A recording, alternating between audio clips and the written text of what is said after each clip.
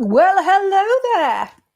It's Nima here. And yes, I am wearing various things thrown together that don't go together, but it affects my mood. It affects me on the inside, and it probably affects how you perceive me too. So, welcome to Finding Nima. I'm Nima, and today I'm diving into something that is so important, really, because it's a simple thing that can change so many things, and it is what you wear. So, can what you wear affect your mood, your behavior, your thinking?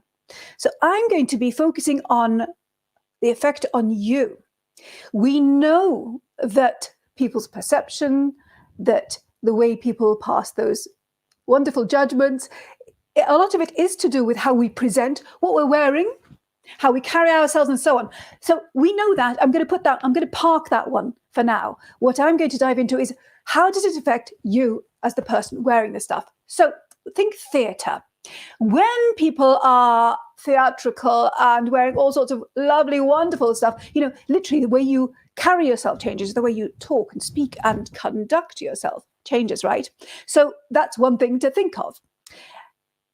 The other thing is that research tells us that yes, it changes your makeup on the inside, so they can measure physiological and psychological changes that occur based on what you're wearing. We know the sort of standard stuff, right? Wear bright colors if you want to feel great. Bright colors indicate good mood, happy, woo! When La La Land came out, there was this huge trend towards wearing yellow, head to foot, bright, happy again, La La Land. I haven't actually watched the movie, by the way. If you wear black, again, research tells us that people can be aggressive. So, for example, sports teams that wear black, they are more aggressive. They're going to go for it. And I can think of, say, a rugby playing nation that is all in black, right? I mean, whoa, those guys, they're really leaning into that side of things, right? So why am I going on about this? Well, first of all, I love the fact that through a very simple type thing, we can change so much. But there's another reason too, because I want you to think about your own various personas and how what you wear and present with yourself will affect how you get things like what you do across, how you write about your work, how you create content around it. Seriously, I'm not kidding. Stick with me and you'll see what I mean.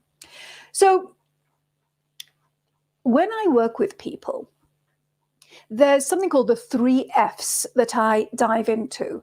And the 3 F's stand for feet, feel, fit. So what does that mean? What's it all about?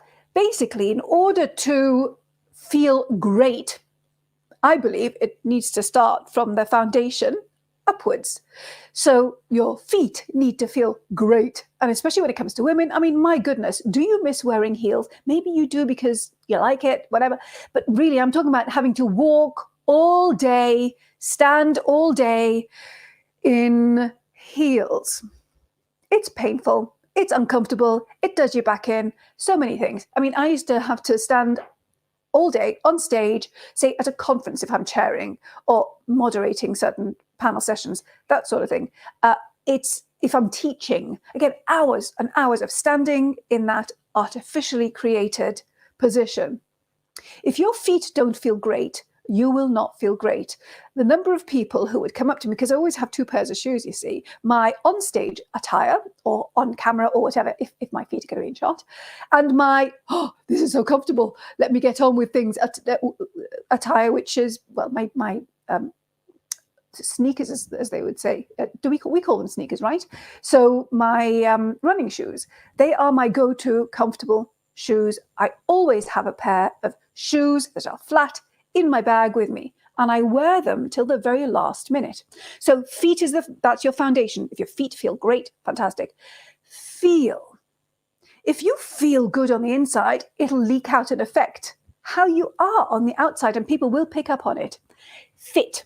And again, research tells us this, but look, if you have something that fits you really well, that you feel great in, so much changes.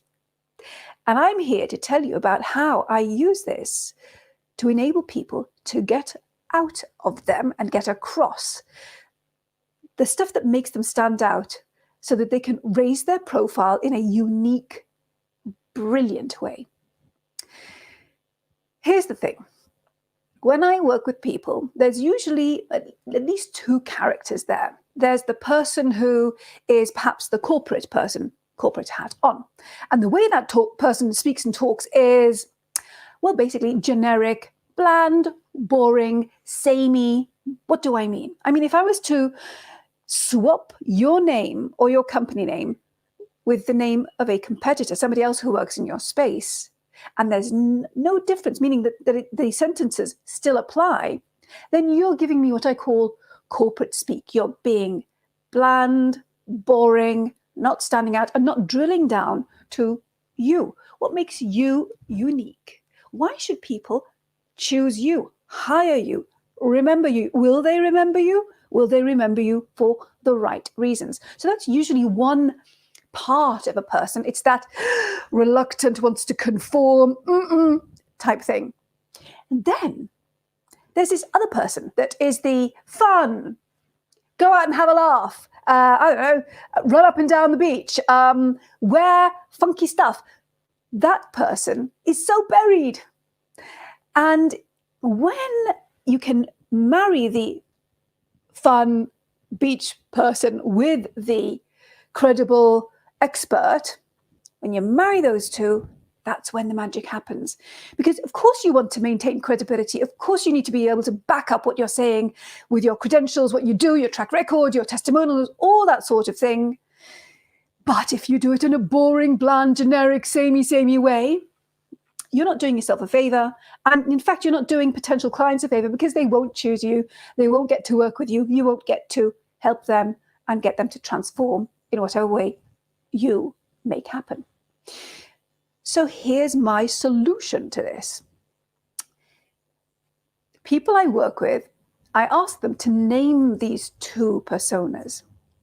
I'm not going to give names out because it could be your real name. So I'm not going to give some clients use a certain name to embody the boring, conformist, that person who they want to get away from so that they can lean into their fun, full self when they are in free flow, when they feel fantastic and fabulous. So I'm not going to share names, but I am going to share somebody I worked with recently used the term vanilla and raspberry, and you know who you are, of course. So I like this because it's not anybody's name. Nobody's going to get upset or potentially offended. Sometimes I use colors. So, what color is this person? What color is that person? So, okay, let's go with raspberry and vanilla. You get the point. Raspberry is that interesting, quirky, go get it, full of life person. And the vanilla is the corporate head. So she has been transitioning. She has transitioned, I would say, from vanilla to raspberry in her professional space. I'll tell you something, watching her work, reading her posts and her work, it is wonderful. And one way to make this happen, because you see right now, the way she presents, the way she presents is very, very different. She is herself. There is only one of her. So she's now bringing the elements of what makes her stand out and different, what her unique trajectory of life and experience has been. It's all there in the content that she's creating and how she's presenting. The colors that she's wearing have changed. And what I invite you to do is this. Think about your two personas, the conformist one, and then the fun-loving one that's full of life, and the person that you are, but you really want to lean into more, okay? Give these two people names if you want, or colors, or, I don't know, flavors of ice cream, whatever that thing is. It's to differentiate between how that one feels, what it is, what it represents to you, and how the fun-loving, in full flow person is too, right? And I'll tell you something, Wardrobe. Go to your wardrobe. Go and choose colors and clothes that represent these two personas. And separate your clothes. It could be scarves, it could be anything. It doesn't have to be a full wardrobe, but it's about you putting something against your skin that represents that thing that you want to lean into, that you feel great in, you feel that you are in your element, in your flow. Yep. Create staple pieces, accessories, and use them. So when you are, for example, creating content that you want to put out so that the world knows who you are, what you do, who your ideal client is, put one of those in full flow items on and use that name and behave in that way, and then sit down and do your work. It'll really make a difference. Yeah. When you look at what you've done, think to yourself, which one am I? Is this full flow or is this corporate person? Who is this? Is this the person? This is all of me, or is this me being a conformist, second guessing and being samey? So start thinking about this. Start diving into what separates you from others. That's your biggest gift, really, because it's cliche. There is only one you know that, right? So why aren't you celebrating that? Well, you are the only person who has your unique trajectory, experiences, life story, aha moments, mess of life, whatever that thing is that you teach, share, do, bring it into the mix. Don't leave it behind and start using generic, bland, samey terms and ways of being. When you do this, first of all, you realize, wow, yeah, this is what makes me different. This is why people should choose me, because I know this. So you are differentiating. You're realizing, noticing how you're different, what it is about yourself that can really help, why people should choose you. Yeah, really important. But also, I believe that you will start literally liberating yourself from yourself. Does that make sense? And I think that's the biggest challenge of all, us liberating ourselves from ourself. We hold ourselves back. Tell yourself, get out of my way. Get out of your own way. One way of doing it, again, break it down, make it two personas. Each one has a name, has a style of clothes, and I bet you own both, by the way. And make sure that you are full flow person, full flow, fun, unique you when you are sitting down to create, your sales page, your website, your content to put out to the world. Doesn't matter what it is. That's what you need to bring to the fore. Deal?